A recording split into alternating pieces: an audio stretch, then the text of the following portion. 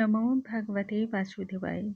नमस्कार दोस्तों, आज के इस वीडियो में हम जानेंगे साल 2024 में कार्तिक चतुर्दशी, जिसे कि बैकुंठ चतुर्दशी के नाम से भी जाना जाता है, यह कब मनाई जाएगी। इस दिन किस प्रकार से हमें पूजा पाठ दान पुण्य करना चाहिए। इस दिन भगवान श्री हरि को विशेष रूप से कौन सी चीज़ें अर्पण करनी चाहिए और भगवान शिव के निमित्त ऐसी कौन सी चीज़ है जिसे हमें अर्पण करना चाहिए। इस दिन कौन कौन से कार्य प्रत्येक मनुष्य को करने चाहिए और उससे क्या फल की प्राप्ति होती है, उन सभी चीज़ों के बारे में आज हम बात करेंगे।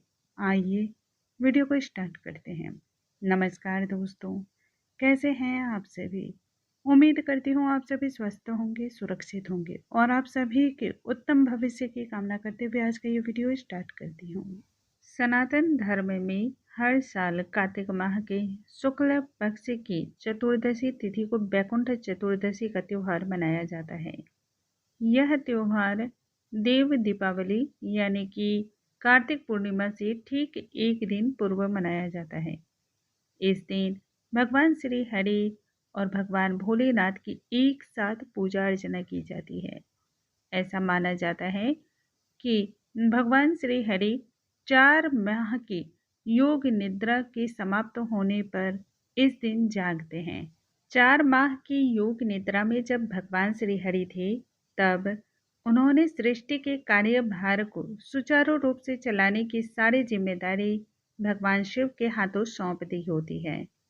परंतु जब चातुर्य मास समाप्त होता है और भगवान श्री हरि निद्रा से जागते हैं, तब इस दिन भगवान शिव सृष्टि चलाने की संपूर्ण जिम्मेदारी पुनः भगवान श्री हरि को सौंप देते हैं और स्वयं ही कैलाश की ओर प्रस्थान कर जाते हैं। भगवान विष्णु जी का निवास बैकुंठ लोक होता है, इसीलिए इस दिन को बैकुंठ चतुर्दशी के नाम से जाना जाता है। साल 2024 में चतुर्दशी तिथि का आरंभ 14 नवंबर की सुबह 9:43 पर हो जाएगी, जो कि 15 नवंबर की शाम 6:19 पर समाप्त होगा। हम सभी बैकुंठ चतुर्दशी का त्योहार 14 नवंबर को मनाएंगे और दिन गुरुवार होगा।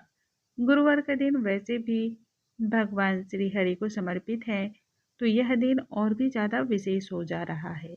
इस दिन कई सारे शुभ योगों का निर्माण हो रहा है, जिसकी वजह से इस दिन की महत्ता और अधिक बढ़ जा रही है। बैकुंठ चतुर्दशी के दिन सिद्धि योग, सर्वार्थ सिद्धि योग और रवि योग का निर्माण हो रहा है। इस दिन और इस मुहूर्त में यदि आप किसी भी कार्य को करते हैं, तब उससे मिलने वाले फल करोड़ों गुना अधिक होकर के आपको प्राप्त होते हैं। इसलिए बैकुंठ चतुर्दशी के दिन यदि आप किसी भी प्रकार का जप तप दान और भगवान श्री हरि तथा भगवान शिव के किसी भी मंत्र का यदि आप जाप करते हैं या जागरण कीर्तन करते हैं, उन सब की महिमा अनंत कोटि गुना बतलाई गई है।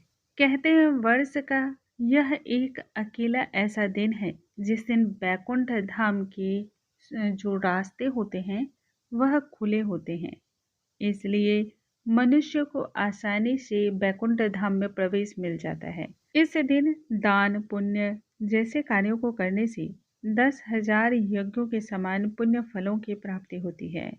यह एकमात्र ऐसा दिन है जिस दिन भगवान श्री हरि को बेल पत्र अर्पण अवश्य ही करना चाहिए और भगवान शिव को तुलसी का दल अर्पण करना चाहिए। शास्त्रों में बतलाया गया है, जो व्यक्ति बैकुंठ चतुर्दशी के दिन भगवान श्री हरि के किसी भी एक मंत्र का जाप कर लेता है, उसे भी बैकुंठ धाम की प्राप्ति होती है। बैकुंठ चतुर्दशी की जो पूजा होती है वह विशेषकर निशिता काल में बहुत ही शुभ मानी जाती है। साल 2024 में निशिता काल की शुरुआत रात्रि 11:39 से लेकर के 12:32 तक रहने वाला है। इस समय भगवान श्री हरि और भगवान शिव की पूजा अवश्य ही करनी चाहिए।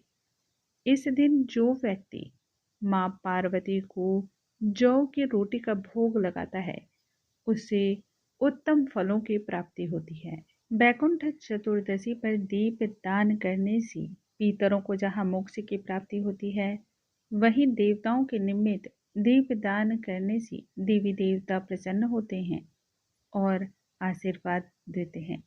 दीप दान करने से भाग्योदय होता है।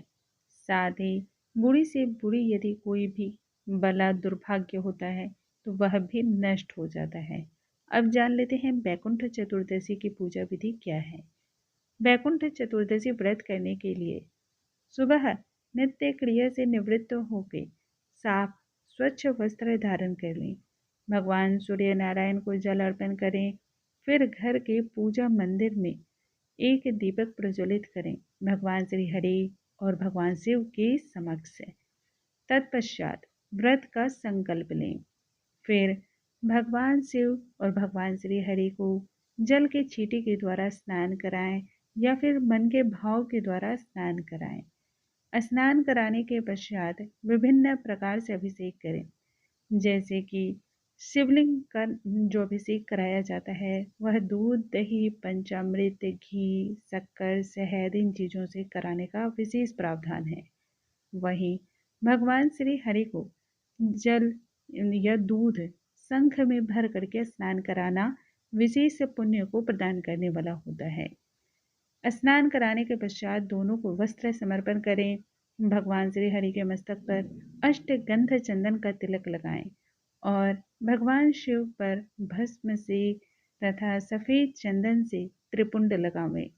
इतना करने के पश्चात भगवान श्री हरि को आप तुलसी की माला अर्पण करें और कमल के पुष्प विशेष रूप से अर्पण करने चाहिए। इस दिन भगवान श्री हरि को बेलपत्र अर्पण करना बहुत ही ज़्यादा शुभ माना जाता है और भगवान शिव यानी कि शिवलिंग पर आपको इस दिन तुलसी का दल अवश्य ही अर्पण करना है तथा इसके साथ ही काले तिल, चंदन, भस्म, भांग, धतूरा, कनेर के पुष्प, अपराजिता के पुष्प इत्यादि अर्पण करने चाहिए।